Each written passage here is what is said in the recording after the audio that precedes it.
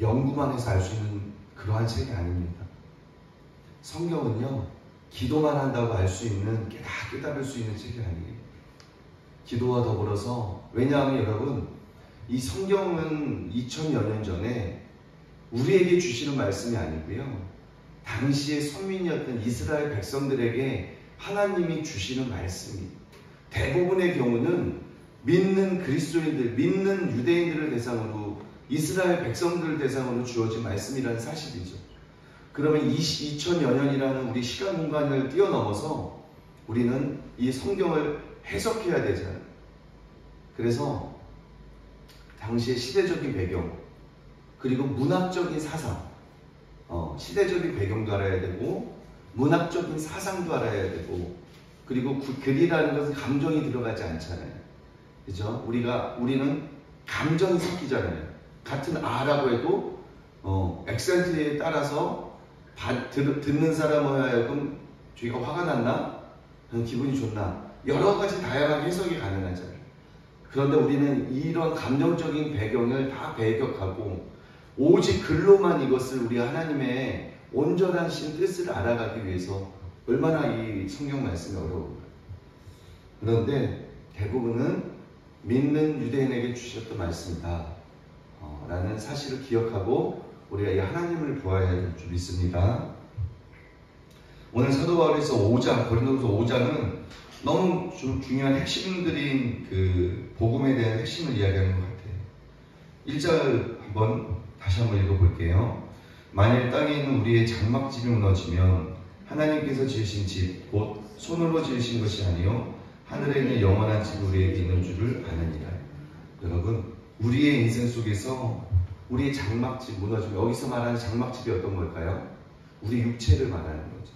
우리 육체의 장막집이 이제 다 수명이 닿으면 우리의 육체는 흙으로 돌아가지만 우리 영혼은 영원한, 예수님이 우리를 위하여 거처를 예비하겠다고 했던 예수님이 영원한 우리의 거처를 예비하시는 그 집을 이야기하는 것이죠. 보이는 것은 우리의 영원한 집이 우리에게 있는 줄 아노라. 여러분, 우리의 삶의 전체의 삶이 무엇으로 살아가요? 믿음으로 살아가요.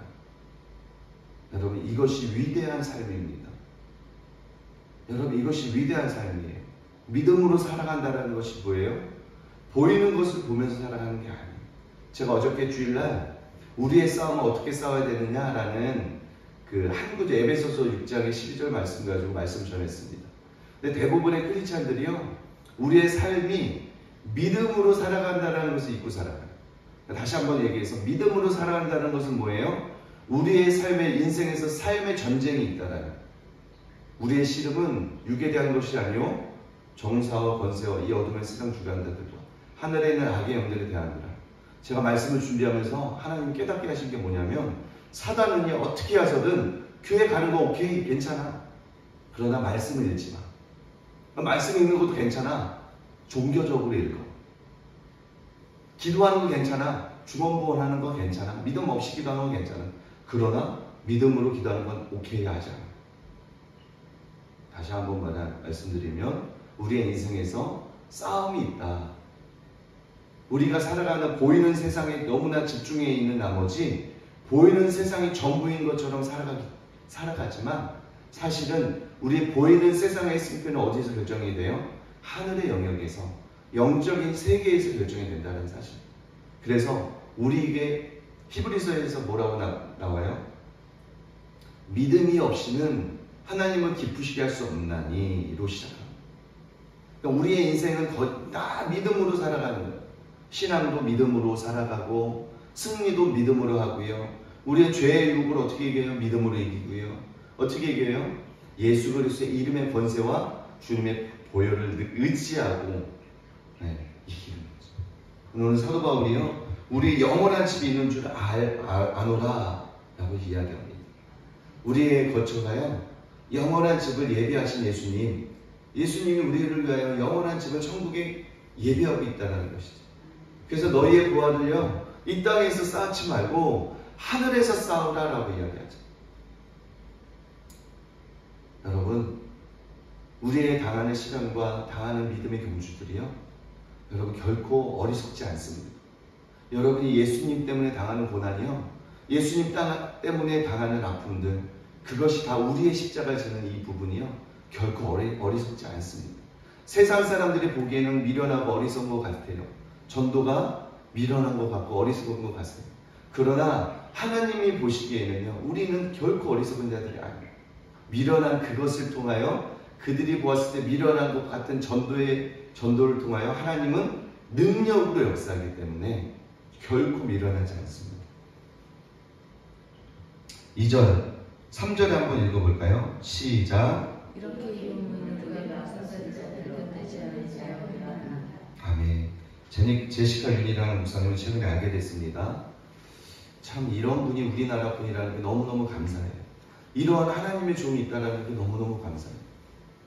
여러분, 그분이 가끔, 자주는 아니지만 하나님의 은혜로 사람들의 영적인 상태를 보게 하실 때가 있어요. 근데 다양하게 사람들이 벌거벗은 사람도 있고, 옷을 색이 아예 하얀 혼인 예복이 아닌 누더기 옷처럼 더럽혀진 옷을 입고 있는 사람도 있고, 심지어는 아예 벌거벗은 사람도 너무너무 많다고 이야기합니다.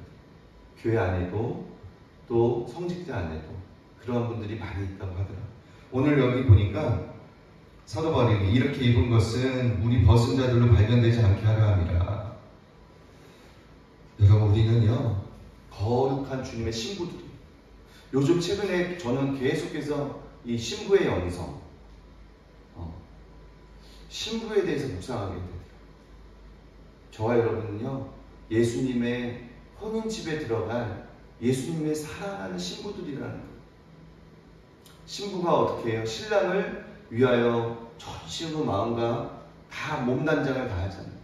혼인집을 들어가기 전에 신부가 아주 예쁘게 화장도 하고 아주 깨끗한 드레스도 입고 신랑하고 영원한 혼인집에 들어가기 위하여 준비를 하잖아요.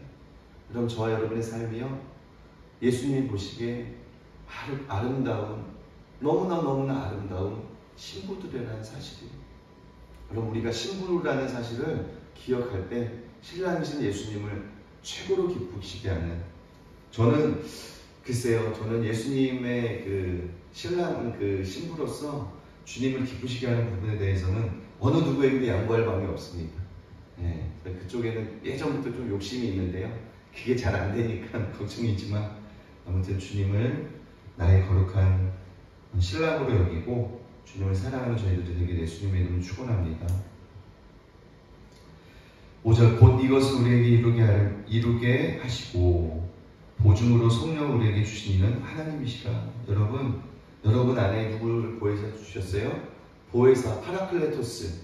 보혜사라는 분은요 때로는 여러분의 중보자가 되고, 때로는 여러분의 변호자가 되시고, 때로는 여러분의 가장 좋은 친구가 되어서 여러분과 가장 가까이서 여러분을 친히 도우시는 분이에요. 여러분, 기도를요 그냥 하지 마시고요 전심으로 성령님을 의지해서 기도하시기 바랍니다. 우리가 마땅히 빌바를 알지 못할 때 성령께서 말할 수 없는 탄식으로 우리를 위하여 간구하시느니라. 여러분, 성령님이요 예수님과 동고동락했던 제자들도요 미성숙한 모습들이 있었습니다.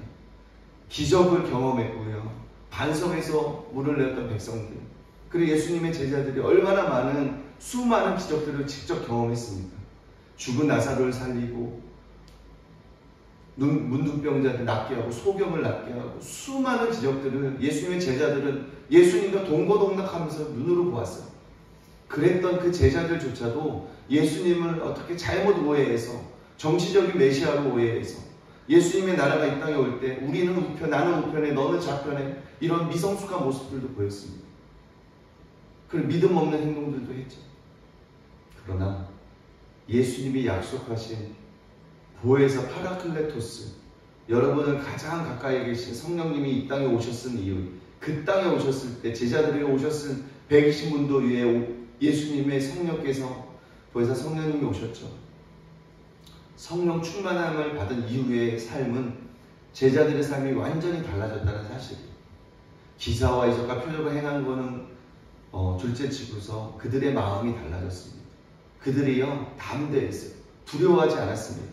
여러분 지금의 시기는요 진짜 용기가 필요한 시기에 우리가 살고 있습니다. 용기와 더불어서 정말 믿음으로 사는 것이 훈련되지 않으면 정말 안 되는 시기에 우리가 살고 있습니다. 여러분 성령님을 간절히 의지하고 기도하시는 저희 여러분 되시기를 예수님의 이름으로 축원합니다. 6절 그러므로 우리가 항상 담대하여 몸으로 있을 때에는 주와 따로 있는 줄을 아노라. 이는 우리가 믿음으로 행하고 보는 것을 행하지 아니함이로라. 믿음으로 행한대요. 제자들의 삶이. 우리가 담대하여 원하는 바는 차라리 몸을 떠나 주와 함께 있는 그것이다. 그런즉 우리는 몸으로 있든지 떠나든지 주를 기쁘시기에 하시는 자 되기를 힘쓰노라. 여러분 우리의 삶의 목적이 분명해야 된다는 사실을 제시하고 있어요. 주를 기쁘시게 하는 자가 되기를 힘쓰라 훈련하라 라고 이야기합니다. 여러분 예수님을 정말 사랑하면요 제가 최근에 많이 생각하는 게 뭐냐면 신부의 영성이 갖춰지면 여러분 사랑은 율법의 완성이에요. 사랑은 율법의 완성. 우리가 왜 원수 사랑하는 게 힘쓰는데 왜 어려울까요? 어제도 담임 목사님 계속 원수 사랑하는 부분에 대해서 강조하면서 이야기했죠. 원수 사랑하는데 왜 힘들까요? 왜 우리가 하나님의 말씀을 지켜나가는 게 힘들까요? 여러분 새 계명을 너희에게 주노니 서로 사랑하라. 내가 너희를 사랑한 것 같이 너희가 서로 사랑하라. 너희가 서로 사랑하면 이로써 모든 사람이 너희가 나의 제자인 줄 알리라. 거기 원어에 보면 아가페 사랑을 이야기합니다. 예수님이 신적인 사랑으로 우리를 사랑했다라는 거예요. 예수님의 신적인 사랑으로 제자들을 사랑했다라는 거예요. 그래서 우리도 예수님의 사랑으로 서로 사랑하기 시작한다면 다시 말해서 예수님을 정말 내 목숨보다 중하게 여기고 정말 그분을 신랑으로서 사랑하기 시작한다면 율법을 이루는 데는 어렵지 않다라는 거예요. 사랑은 율법의 완성이다. 여러분 사역이 무엇입니까? 여러분 우리가 주의 일이 어떤 것이 주의 일이라고 생각하십니까? 예수님을 믿는 내 주의 일인 거예요. 예수님을 믿어드리고 그분을 인정하고 그분은 나의 왕이라는 것을 표현한 게 뭐예요? 시편이에요. 시편의 내용이 그거예요. 주님 하나님은 하나님 되십니다. 그 시편이 뭐예요? 곡조 있는 기조라고 많이들 이야기하잖아요. 하나님을 인정해 주는 거예요. 하나님을 높여드리는 거예요. 그것이 오늘날로 이야기하면 찬양이에요. 찬양. 여러분 예수님 믿는 것이 주의 일이고요. 주님을 사랑할 때 이러한 모든 것을 지켜나가고 이루어가는 것이 점점 쉬워지는 줄 믿습니다. 아멘입니까? 아멘. 예수님 사랑하는 것이 전부입니다. 지금 우리가 다 이해할 수 없지만 주님 사랑하는 것이 얼마나 천국에서 크게 보시는지 여러분 천국의 허다한 증인들이 지금도 응원하고 있습니다. 지금도요 눈에 보이지 않지만 허다한 증인들이 천국에서 먼저가 하나님께 세세토록 예배드리고 있는 믿음의 선진들이요 지금도 응원하고 있습니다. 지금도 하늘에서 우리들을 보고 응원하고 있습니다. 낙심하지 말고 환난 중에 더욱 주님을 부르라고 지금도 응원하고 있습니다. 지금도 예수님을 사랑하라고 응원하고 있습니다. 여러분 예수님 사랑하는 것이 절대로 작지 않습니다. 주님 사랑하면 모든 율법의 완성이 되시는 것이죠. 15절 한번 읽어볼까요? 시작. 모든 사람 대신하여 죽으시는 살아있는 자들로 하여금 다시는 그들 자신을 위하여 살지 않고 오직 그들을 대신하여 죽었다가 다시 살아나신 이를 위하여 살게 하려 합니다. 아멘. 그가 모든 사람을 대신하여 죽으심은 살아있는 자들로 하여금 다시는 그들 자신을 위하여 살지 않고 오직 그들을 대신하여 죽었다가 다시 살아나신 이를 위하여 살게 하려 함이라. 정체성을 이야기하죠. 갈라디아서 2장 20절에 사도 바울이요 이야기하죠. 자기의 정체성을 이야기합니다. 자기의 정체성을 이야기하죠. 여러분, 저와 여러분이 우리를 위하여 죽었다가 다시 살아나신 예수님, 예수님의 가장 좋은 신부로서, 거룩한 신부로서 깨끗한 혼인예복을 입으며 주님과 함께 혼인집에 들어가기를 힘쓰는 저와 여러분이 되시기를, 이러한 목적을 가지고 이러한 목적을 이루기 위하여 우리가 사는 이 삶의 많은 부분을 훈련의 연단의 장이라고 생각한다면 고난이 내게 유익이 될 것입니다. 왜요? 고난 중에 주님 사랑하는 것을 더 깊이 배우게 될 테니까. 이제 말씀을 맺겠습니다. 여러분, 우리가 주님 사랑하는 것이 전부입니다. 그것이 지금은 어리석게 보일지라도, 작게 보일지라도 주님 사랑하는 것 때문에 여러분 헌금하시고요, 주님 사랑하기 때문에 주의 교회에서 몸된 주님의 교회, 주님이 머리 되시고 몸인 우리 애가 교회를 섬기시고요, 주님 사랑하기 때문에 내 이웃을 사랑하십시오. 주님 사랑하기 때문에 영혼들에게 복음을 전하십시오. 주님 사랑하는 것이 가장 우선이고, 주님 사랑하는 것이 이루어지면 자연적으로 다른 모든 것은 따라오게 되어 있습니다. 사역이 어떤 것이 사역입니까? 내가 주님 너무나 사랑하는데, 내가 너무나 사랑하는 내 신랑 되시는 예수님이 영혼들을 너무 사랑하고 영혼들을 위하여 희생하셨던 그 마음이 느껴지고 내에게도 부어져서 그 마음으로 인하여 나도 그들을 위하여 희생하고 그들을 위하여 죽어지기 위하여 나아가는 것이 사역이 되어질 줄로 믿습니다. 하나님의 밀이 땅에 떨어져서 썩어서 죽을 때, 썩을 때 많은 열매를 맺습니다. 여러분, 진리를 알고 깨닫는 것도 중요하지만 더 중요한 것은 뭐예요? 예수님의 사랑을 보여주는 거예요. 세상 사람들에게, 믿지 않는 사람들에게 주님의 사랑을 보여주는 거예요. 우리는 작은 예수들입니다. 여러분과 저는요, 예수 그리스도의 향기라고 이야기하죠. 저와 여러분 작은 예수님이에요. 왜요? 우리 안에 예수님을 보여주는 거예요. 우리와 함께 하시는 성령으로 함께 하시는 예수님을 보여주는 거예요. 어떻게 보여줘요? 예수님의 사랑을, 향기를 보여주는 거예요. 너희는 그리스도의 편지라, 너희는 그리스도의 향기라 라고 이야기하죠. 그래서 우리의 삶이, 우리의 행동이 너무너무 중요한 것입니다. 이 땅에서의 삶이, 세상 속에서의 삶이 너무너무 중요한 거예요. 세상 속에서 어떻게 사느냐에 따라서 하나님이 영광을 받기도 하고 영광을 가려우기도 하는 것이, 왜요? 우리는 예수님과 온전한 연합을 이루었기 때문에. 그래서 저와 여러분이 오늘도 생명 되시는 그 예수님을 진짜 알 때, 그 지식으로 아는 하나님이 아니라 말씀으로 역사하는, 말씀이 육신이 되어 우리 가운데 거하심에 우리가 그의 영광을 보니 아버지의 독생자의 영광이요 은혜와 진리가 충만하더라.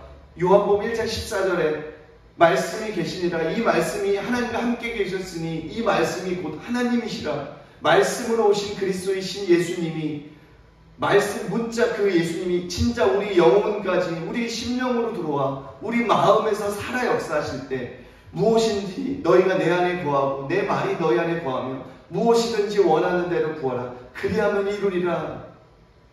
우리 안에 예수님의 말씀이 살아 역사할 때, 하나님의 말씀이 내 삶을 이끌어갈 때, 하나님의 말씀 때문에 내가 죽어질 때, 하나님의 말씀 때문에 내가 제어가 될 때, 다시 말해서 성령 충만할 때, 성령으로 넘쳐날 때,